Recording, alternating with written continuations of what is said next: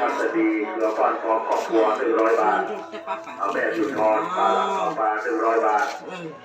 พ่อคนดีแม่ปลาทุกตามา100 บาทพ่อทองครับพ่อครอบครัว40 บาทน้องไอทีมน้องไอโฟน100 บาทนะครับอันนี้ก็เป็นเรื่องที่เพิ่มเติมเจ้าดีนะครับหมอเพื่อชี้ครับแล้วมันเลยตัว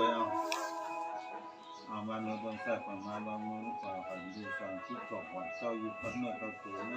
ต้องมีต่อไปไม่ได้เก็บไม่มีดีมีสุขเงินเก่งมีได้หาปัญญาดื้อเอาละเอามันเลยเอาเงินแค่ประมาณนี้ก่อนมีต่อที่ต่อไปเจ้าอยู่พัดเมื่อเจ้าตัวสร้างตัวนี้ต่อไปไม่ได้เก็บไม่เนี่ยมีกับผู้กับอยากกันมันเนี่ย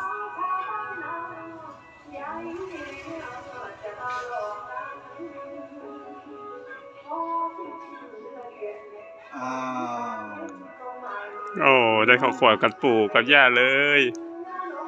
ได้ทั้ง2 คนเลยนะเอาของขวัญโชว์หน่อยครับขอบคุณปู่เอาของขวัญโชว์ทั้ง2 กล่องนะครับตัวสอง